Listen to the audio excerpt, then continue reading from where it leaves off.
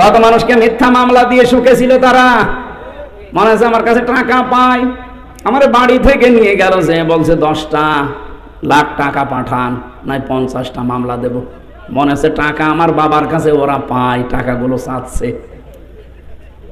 এভাবে বহু মানুষ বহু কিছুর মালিক হয়েছে, কিছু কোলাঙ্গার অবৈধ অফিসারের কারণে। আর তাদের ওই জের এখন এই যে পেছনে দাঁড়িয়ে আছে এই পোশাকের ওপর পড়ছে। এরা তার ওইভাবে কোটি কোটি টাকা আত্মসাৎ করে নাই, মানুষের জিনিস মেরে খায় নাই, অথচ এদের পোশাকটা এখন কালার করে ফেলেছে ওই কিছু কোলাঙ্গার অফিসারের কারণে। এই জন্য আমরা চাই এই যে 1628 জন মানুষ যারা দায়িত্বে ছিল, একটাও যেন দায়িত্বে না থাকে, সবগুলো পেছনে লাথি দিয়ে তাড়িয়ে দেবে, কোনো দরকার নেই। এগুলো সব হয় জালেম, নাই জালেমদের দোষ। এদের কারণে আজ এই পোশাকটা পর্যন্ত এখন কালার হয়ে গেছে। কত সম্মানিত পোশাক এটা, এখন মানুষ আর সম্মান দেয়। কিন্তু দোষ তো এদের না, দোষ তো ওইগুলো, এই বেনজির, এই মনিরুল, এই হাবিব, সে হাউং আঙ্কেল তো আর নাম তো পাল্টিয়ে গেছে, হাউং আঙ্কেল। আমি ওই ছোট হুজুরটার সাথে ছিলাম যেখানে, ওই পিসকে হুজুর যেটা মাদানি, আমারে বলছে হামজা ভাই আমি এমনি মানুষ ছোট, আমার এই পর্যন্ত, আমার আর ওরা এক ঘরে দিয়েছিল, আমি এমনি ছোট মানুষ, আমার জিনিসপত্রও ছোট, আসলেও ছোট। অতটুকু মানুষের জিনিসপত্র আর কি হবে? বলছে আমার রাত 12টার পরে নিয়ে গেল ওই হাতির ঝিলে, চোখ বেঁধে নিয়ে আমার পোড়াটা উলঙ্গ করিস। একটা অর্ধ উলঙ্গ মেয়ে লোক নিয়ে এসে আমার সামনে দাঁড় করিয়ে ওর মাজার উপরে এই যে কাঁধের উপরে হাত দিয়ে সিগারেট হাতে ধরিয়ে ছবি তুলছে।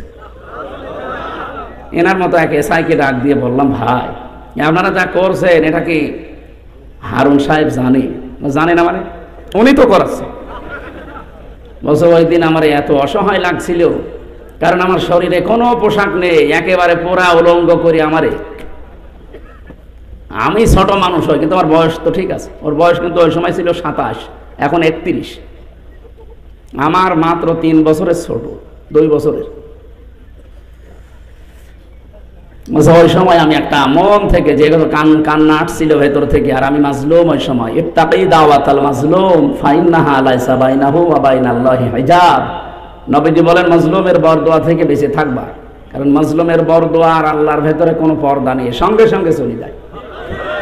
ওই দিনই বলেছিলাম আল্লাহ আমাকে যা করলো বেইজ্জতি, এইভাবে করে যেন এই লোকটাও বেইজ্জতি হয়। ওই ছোট হুজুরের কয় ইঞ্চি ছিল আমরা জানি না, কিন্তু হারুন সাহেব যে কয় ইঞ্চি তামাম দুনিয়া জানে। কয় ইঞ্চি? এই বাগেরহাটে চলে এসেছি সারা দুনিয়া। আমি কয়েকদিন আগে সিঙ্গাপুরে ছিলাম, ওখানে বাঙালিরা আছে, আমারা বলছে 3 ইঞ্চির খবর কি? কিসের 3 ইঞ্চি? এটা তো বাংলাদেশ না সিঙ্গাপুর, মালয়েশিয়া, থাইল্যান্ড, এই দেশে এসব 3 ইঞ্চি, তামাম দুনিয়া। আমি প্রায় 50টার উপরে দেশ গেলাম, যেখানে যায় ওই আগে 3 ইঞ্চির খবর কি? নাম বলে না কেউ, যে ওনার নাম যে হারুন, এটা নবীর নাম, অথচ পুরা নামটা এখন গায়েব হয়ে গেছে, নামটা চলে এসেছে ওই ইঞ্চি ইঞ্চি। সম্মানিত ভাইরা, একটা অবৈধ সুখ যারা ভোগ করছেন, এভাবে বহু সুখ ভোগ করেছেন 15.5 বছরে, বহু শান্তি পেয়েছেন, কিন্তু আপনি নিজেও জানতেন যে এই সুখ, এই শান্তিগুলো অবৈধ সুখ, এগুলো বৈধ সুখ না। আমার কুষ্টিয়া যে 2 লোক, হানিফ সাহেব আর ইনু সাহেব, আমি নিজে গ্যারান্টি দিচ্ছি যদি আমার সাথে এমপি দাঁড়ায় আর জীবনে যদি পাশ করতে পারে আমি মিষ্টি খাও। অথচ যে 3 বারে বুক ফলিয়ে এমপি গিরি করে গেল, এমনকি মন্ত্রীও হয়েছিল, হয়নি? তারা সুখ পায়নি। এই যে অবৈধ সুখ যারা ভোগ করলেন এই 15.5 বছরে, কসম আল্লাহর, প্রতিটি অবৈধ সুখের পেছনে সাথে সাথে আল্লাহ 70টা করে অশান্তি রেখে দিয়েছে। এগুলো পুরা ভোগ করবেন, এরপরে আপনি অন্য কিছু চিন্তা করবেন। এই 28 বার ওরা চেষ্টা চালিয়েছে এই 9 মাস, কয়দিনে একবারও সফল হতে পারেনি। একটাই কারণ যত অবৈধ সুখ ভোগ করেছেন, প্রতিটি সুখের পেছনে সাথে সাথে কয়টা করে? যদি 15.5 বছরে ওরা 50টা সুখও ভোগ করে, তাহলে আপনি হিসাব করে দেখেন 3,500 অশান্তি ভোগ করা লাগবে তাদের। 3,500 অশান্তি ভোগ হয়েছে। আপনি কোন সাহসে বলেন যে আমি চট করে চলে আসবো? আপনার এই অশান্তিগুলো ভোগ করা লাগবে না? এগুলো সব ভোগ করবেন, এরপরে বলবেন যে আমি চট করে চলে আসবো। আর আমার মনে হয় এত অবৈধ এত সুখ ভোগ করার পরে যে অশান্তিগুলো আল্লাহ দেবে, এক একটায় 70টা, 50টা হলে 3500। আপনি আর বেঁচে থাকতে পারবেন, আপনি কবরে চলে যাবেন।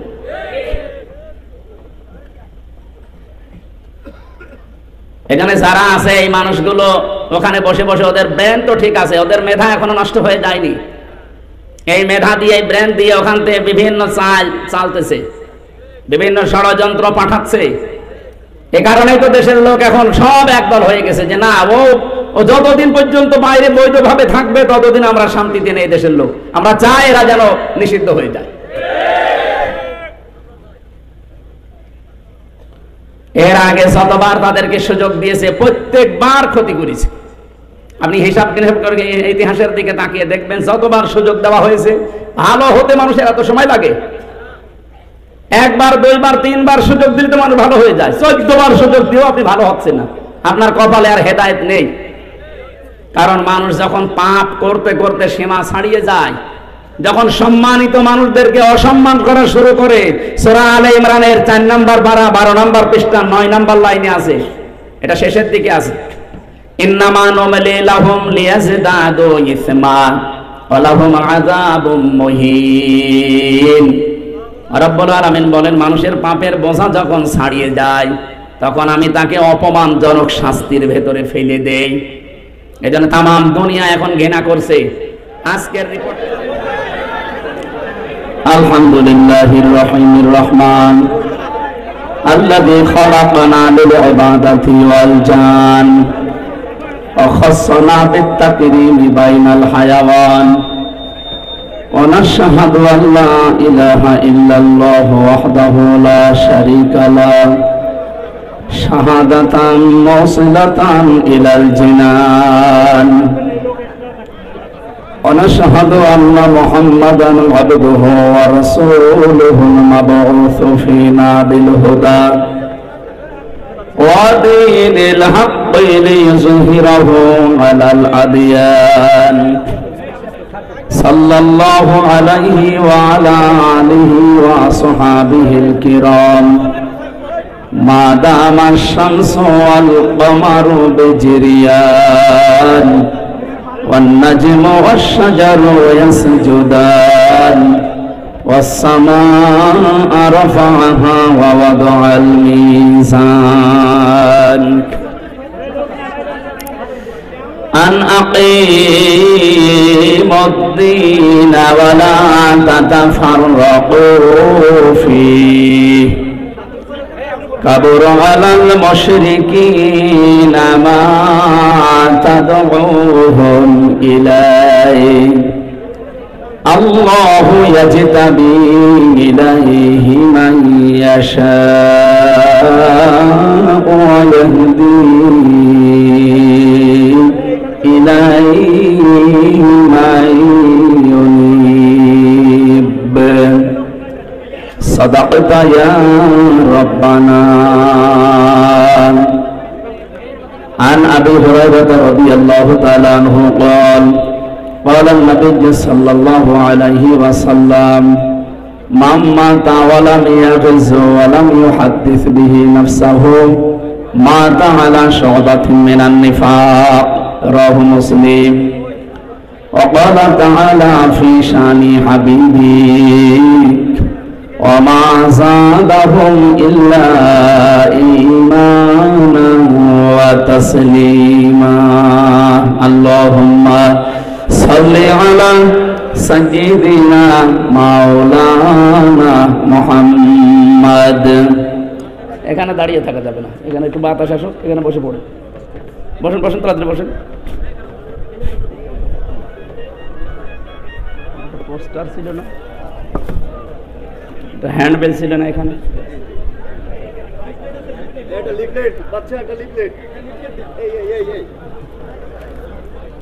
আলহামদুলিল্লাহ।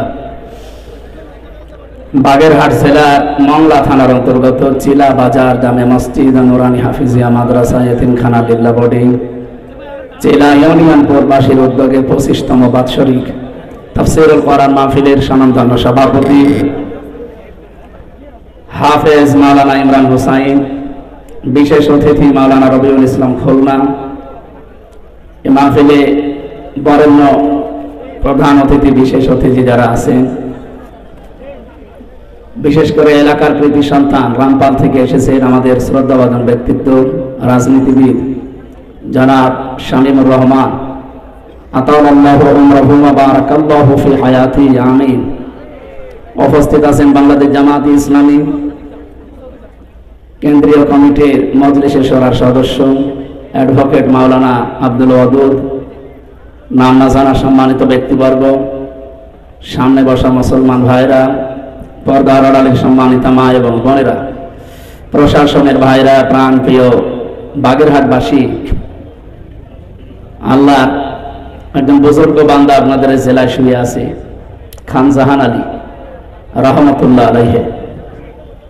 আল্লাহ রাব্বুল আলামিন তাদের ওসিলা করে এলাকায় দ্বীনের এই যে আলো ছড়িয়ে দিয়েছেন, যাদের মাধ্যমে আমরা এখানে কোরআনের কথা শুনতে পারছি। নয়তো আমার মনে হয় এখানে ধ্বনি আমরা শুনতে পেতাম, যদিও এলাকায় আছে অনেক জায়গায়। আমরা যে আল্লাহর নাম উচ্চারণ করতে পারছি, যাদের মাধ্যমে আল্লাহ তাদেরকে জান্নাতুল ফেরদাউস নসিব করেন। দল, মত, জাতি, বর্ণ, ধর্ম নির্বিশেষে আজকের এই অনুষ্ঠান, এটাকে শুধু মুসলমানদের জন্য, হাদা বায়ানুল লিন্নাস হুদাল লিন্নাস, মানুষ পদ পাচ্ছে যারা বিবেচিত তাদের জন্য আজকের এই অনুষ্ঠান। ওয়ালাকাদ কাররামনা বানি আদম, পৃথিবীতে সবচাইতে বেশি সম্মান দিয়েছি বনি আদম সন্তানকে। দুঃখজনক হলো সত্য, এই 15.5 বছরে আমরা সবচাইতে বেশি মানুষের সম্মান নিয়ে সিনেমিনি খেলা দেখতে পেয়েছি। সম্মানিত মানুষ যারা, তাদের সম্মান কি করে নষ্ট করা যায়। আপনি কথা বলতে আমরা বসলি কেন, আবার কথা বলেন,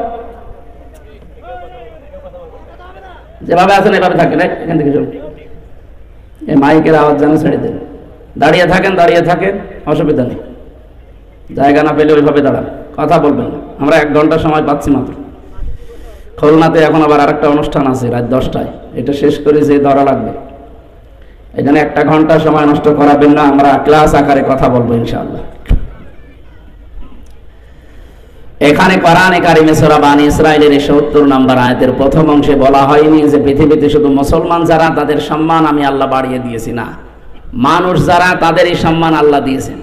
তো মানুষের সম্মান নষ্ট করার জন্য সবচাইতে বেশি এই পৃথিবীতে যারা চেষ্টা চালিয়েছে তারা ছিল স্বৈরাচার। আপনি সেই রানী বিলকিসের ওই সমস্ত ঘটনাগুলো কোরআনে আল্লাহ দিয়েছেন, সেখান থেকে ফেরাউনের যে সমস্ত জীবনীগুলো আমরা অনেকে শুনি, জানি, পড়ি, এমনকি নব্য ফেরাউন যারা বিদায় নিয়েছে তাদেরও আমরা দেখতে পাচ্ছি। ইন্নাল মালুকা ইযা দাখালু ক্বরিয়াতান আফসাদুহা ওয়া জাআলু ইজ্জাতা আহলিহা আদিল্লা ওয়া কাযালিকা ইয়াফআলুন। সূরা নম্বরের 34 নম্বর আয়াতের ভেতরে আল্লাহ জানিয়েছেন, কোন স্বৈরাচার, ফ্যাসিস্ট, কোন জালেম এরা যদি কোন এলাকায় যায়, কোন এলাকার দায়িত্ব পায়, সর্বপ্রথম তারা 4টা কাজ করে। 1 নম্বরে ইযা দাখালু ক্বরিয়াতান আফসাদুহা, ওই এলাকায় তারা বিশৃঙ্খলা তৈরি করা, ভীতিপূর্ণ অবস্থান তৈরি করে। ফাসাদ মানে বিশৃঙ্খলা, ফাসাদ মানে ভীতিপূর্ণ অবস্থা। এই 15.5 বছরে এটা ছিল, এটা কি ওয়াজ করার দরকার আছে? কি অবস্থায় ছিলাম বলেন তো? আমার তো মনে হয় আমি 3 বছর জেলে ছিলাম, একটা নিরাপদে ছিলাম। বাইরে যারা ছিল তারা একটা আতঙ্কে ছিল, তারা একটা জেলখানায় ছিল। এই যে পাশে যে 2 জন বসে আছে, এই বাইরে ছিল কিন্তু জেলেই ছিল, এনারাও ছিল। এই যে মানুষগুলো শুধু আমরা 2 জন 3 জন না, আমার মনে হয় সারা বাংলাদেশের শুধু ওই 14 দল বাদ দিয়ে যারা আমরা সবই জেলখানা ছিল। কেউ 4 দেওয়ালের ভেতরে, কেউ 4 দেওয়ালের বাইরে। ভেতরে যারা ছিলাম তারা তো একটু খাবার মাবার পেতাম হালকা পাতলা, আর বাইরে এরা কোনে বনে জঙ্গলে, এই লবণের খেতে কোথায় কোথায় তারা রাত কাটিয়েছে। 2 নম্বরে ওয়াজাআলু ইজ্জাতা আহলিহা আদিল্লা, ওই দেশে যারা সম্মানিত মানুষ তাদেরকে তারা অসম্মান করে। এটা কি বলা লাগবে আর?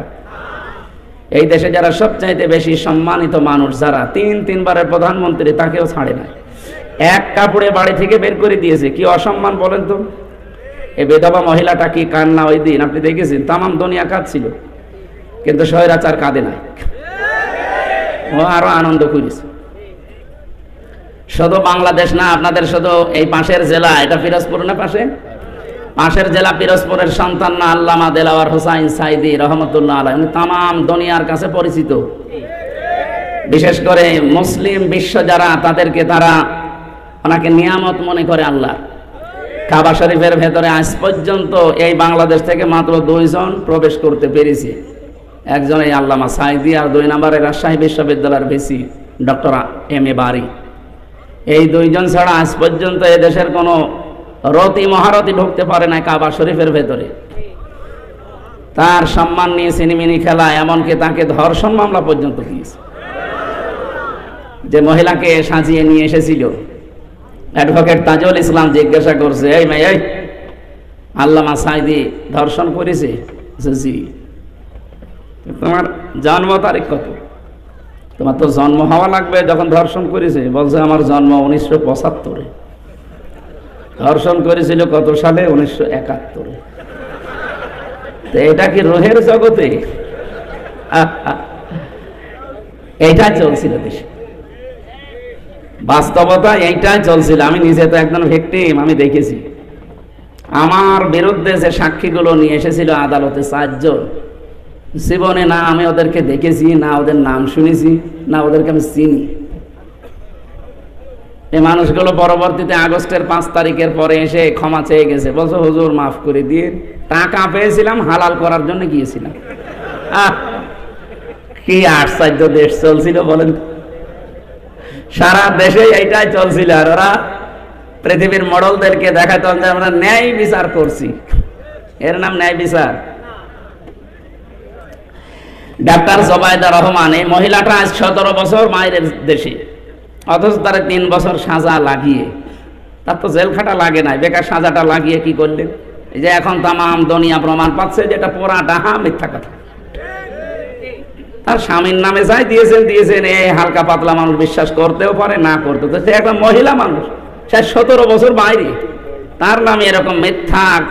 এই জন্যই তো আজ পৃথিবীর মানুষ এই যে নিষিদ্ধ হওয়ার দাবি এমনি ওঠে নাই, অনেকগুলো কারণ আছে। প্রায় 4500-র উপরে মানুষ পালিয়েছে। সব এই দাদাদের দেশে, বিভিন্ন দেশে যারা আছে, এই মানুষগুলোর হাতে কিছু নেই, কিন্তু ব্রেন তো নষ্ট হয়নি, ব্রেন তো ঠিক আছে। তারা ওখানে বসে বসে ষড়যন্ত্র চালাচ্ছে। এটা গত পরশু দিনের রিপোর্ট। আগস্টের 5 তারিখ থেকে এই মে মাসের 8 তারিখ পর্যন্ত 28 বার ওরা চেষ্টা চালিয়েছে এই দেশকে অস্থিতিশীল করার জন্য, একবারও সফল হতে পারেনি। কেন পারেনি বলেন তো? না, এখানে কথা হচ্ছে,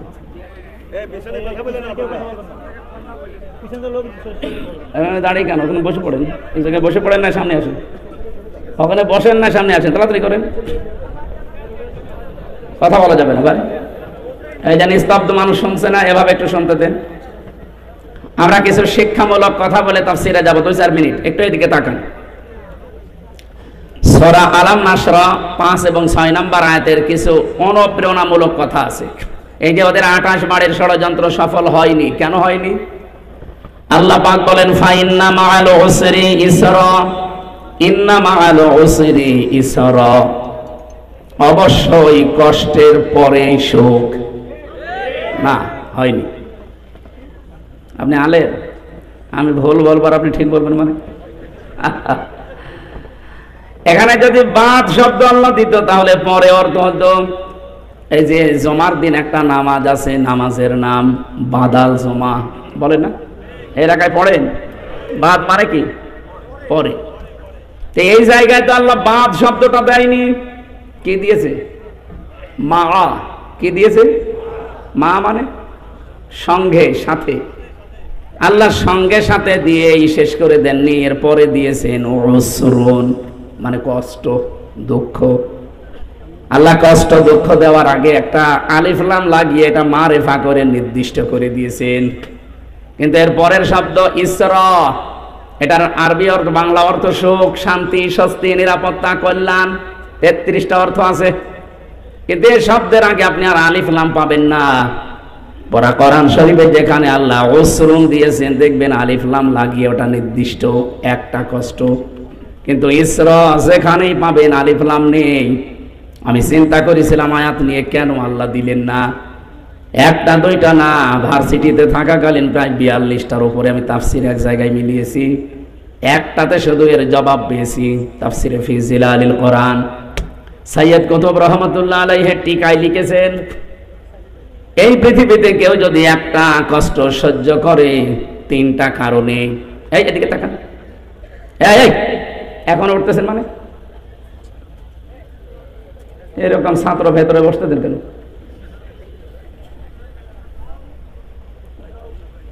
একজন এসে কাঁদছিল বাবার কাছে, ছেলে কাঁদিস কেন? রেজাল্ট দিয়েছে। রেজাল্ট দিয়েছে তো ভালো, পাস না ফেল?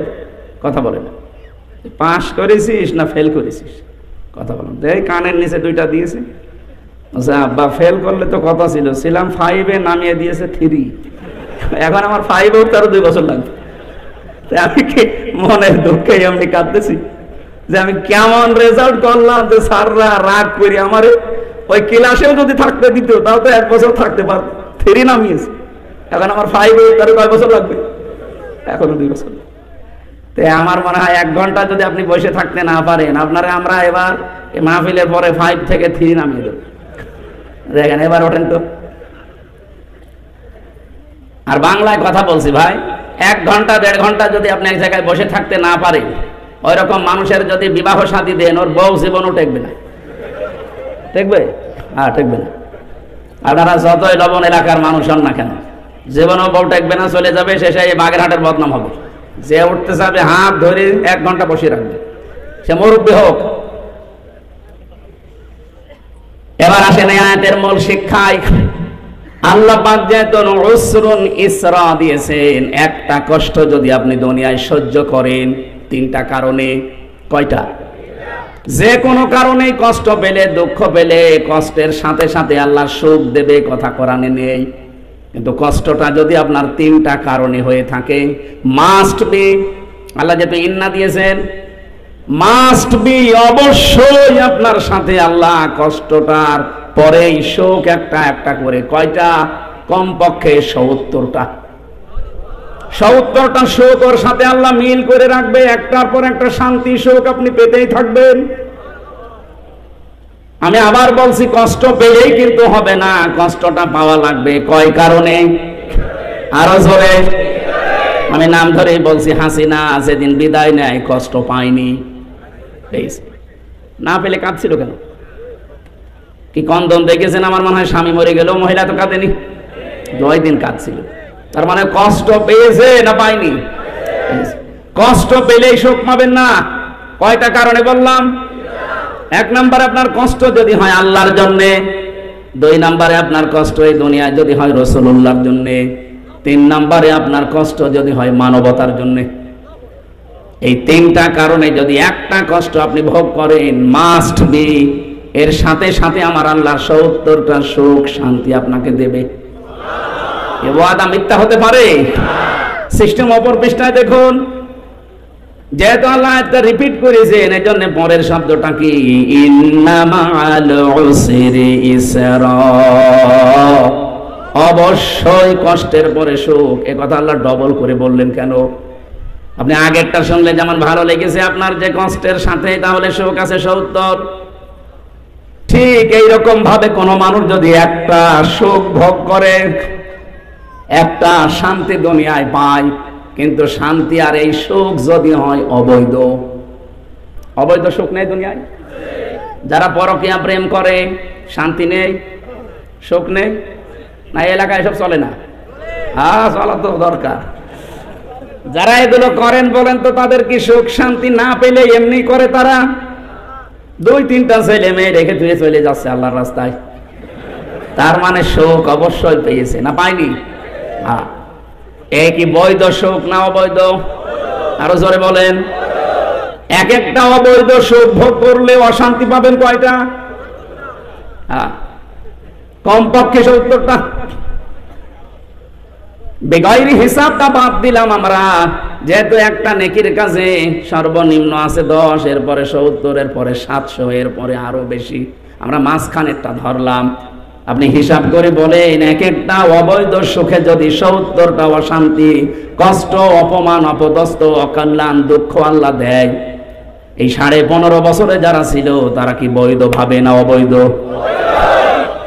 আমি বাংলায় বলছি কারণ আমি নিজে, আমার ৩৩ বছর বয়স, ৯২ সালে আমার জন্ম। আমি ৩ বার ভোট দিতে পারতাম ১৮ বছর থেকে শুরু করলে, একবারও পারি নাই। কি?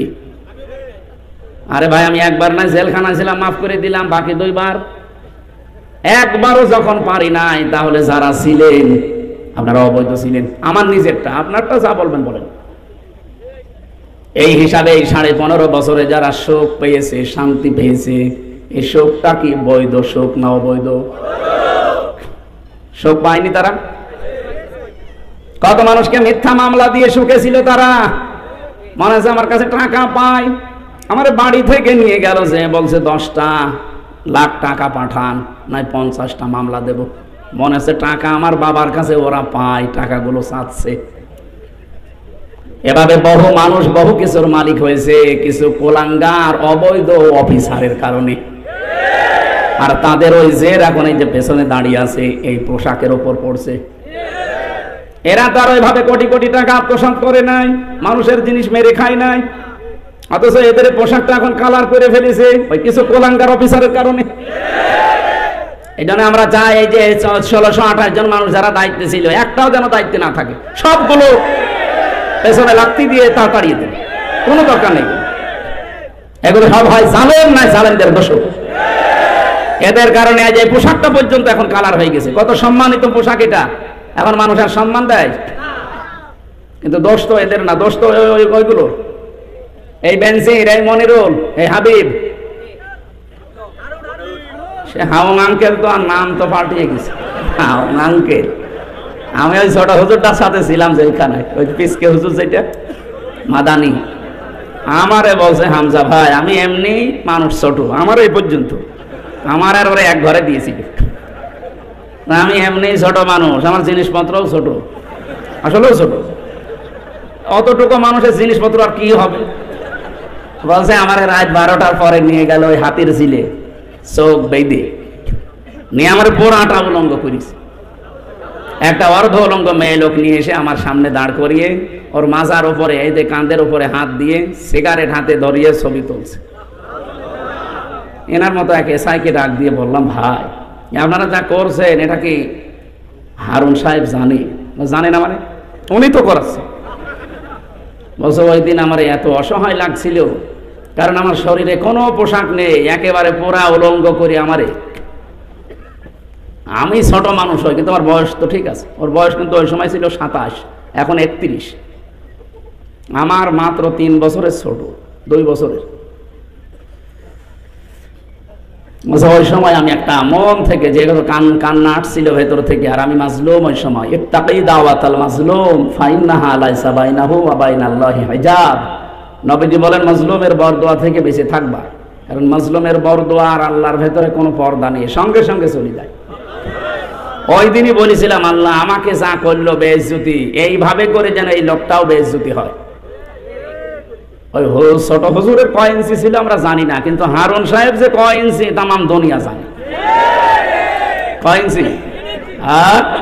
এই বাগেরহাটও চলে এসেছিস সারা দুনিয়া। আমি কয়েকদিন আগে সিঙ্গাপুরে ছিলাম, ওখানে বাঙালিরা আছে, আমার বলছে ৩ ইঞ্চির খবর কি? কিসের 3 ইঞ্চি? এটা তো বাংলাদেশ না সিঙ্গাপুর, মালয়েশিয়া, থাইল্যান্ড, এই দেশে এসব 3 ইঞ্চি, তামাম দুনিয়া। আমি প্রায় 50টার উপরে দেশ গেলাম, যেখানে যাই ওই আগে 3 ইঞ্চির খবর কি? নাম বলে না কেউ, যে ওনার নাম যে হারুন, এটা নবীর নাম, অথচ পুরা নামটা এখন গায়েব হয়ে গেছে, নামটা চলে এসেছে ওই ইঞ্চি ইঞ্চি। সম্মানিত ভাইরা, একটা অবৈধ সুখ যারা ভোগ করছেন, এভাবে বহু সুখ ভোগ করেছেন 15.5 বছরে, বহু শান্তি পেয়েছেন, কিন্তু আপনি নিজেও জানতেন যে এই সুখ, এই শান্তিগুলো অবৈধ সুখ, এগুলো বৈধ সুখ না।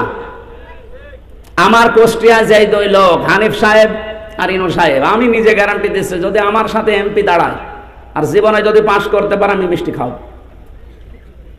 অথচ যে 3 বারে বুক ফলিয়ে এমপি গিরি করে গেল, এমনকি মন্ত্রীও হয়েছিল, হয়নি? তারা সুখ পায়নি। এই যে অবৈধ সুখ যারা ভোগ করলেন এই 15.5 বছরে, কসম আল্লাহর, প্রতিটি অবৈধ সুখের পেছনে সাথে সাথে আল্লাহ 70টা করে অশান্তি রেখে দিয়েছে।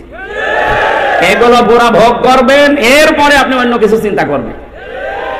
এই 28 বার ওরা চেষ্টা চালিয়েছে এই 9 মাস কয়দিনে, একবারও সফল হতে পারেনি। একটাই কারণ যত অবৈধ সুখ ভোগ করেছেন প্রতিটি সুখের পেছনে সাথে সাথে কয়টা করে, যদি 15.5 বছরে ওরা 50টা সুখ ভোগ করে, তাহলে আপনি হিসাব করে দেখেন 3,500 অশান্তি ভোগ করা লাগবে তাদের। 3,500 অশান্তি ভোগ হয়েছে?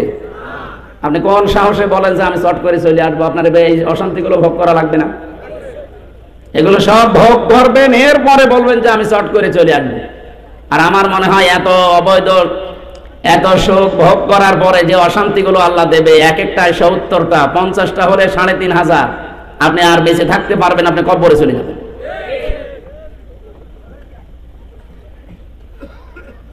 এখানে যারা আছে এই মানুষগুলো ওখানে বসে বসে, ওদের ব্রেন তো ঠিক আছে, ওদের মেধা এখনো নষ্ট হয়ে যায়নি।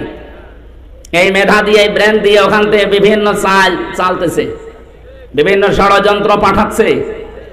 এ কারণেই তো দেশের লোক এখন সব একদল হয়ে গেছে যে না, ও যতদিন পর্যন্ত বাইরে বৈধভাবে থাকবে ততদিন আমরা শান্তিতে নেই। দেশের লোক আমরা চাই এরা যেন নিষিদ্ধ হয়ে যায়। এর আগে যতবার তাদেরকে সুযোগ দিয়েছে প্রত্যেকবার ক্ষতি করেছে।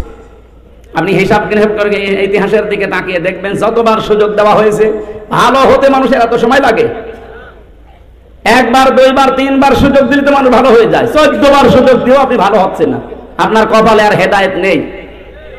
কারণ মানুষ যখন পাপ করতে করতে সীমা ছাড়িয়ে যায়, যখন সম্মানিত মানুষদেরকে অসম্মান করা শুরু করে, সূরা আলে ইমরানের 4 নম্বর পারা 12 নম্বর পৃষ্ঠা 9 নম্বর লাইনে আছে, এটা শেষের দিকে আছে, ইন্নামা নুমলি লাহুম লিয়াজদাদু ইসমা ওয়া লাহুম আযাবুম মুহিন। রব্বুল আলামিন বলেন, মানুষের পাপের বোঝা যখন ছাড়িয়ে যায় তখন আমি তাকে অপমানজনক শাস্তির ভেতরে ফেলে দেই। এজন্য তামাম দুনিয়া এখন ঘৃণা করছে।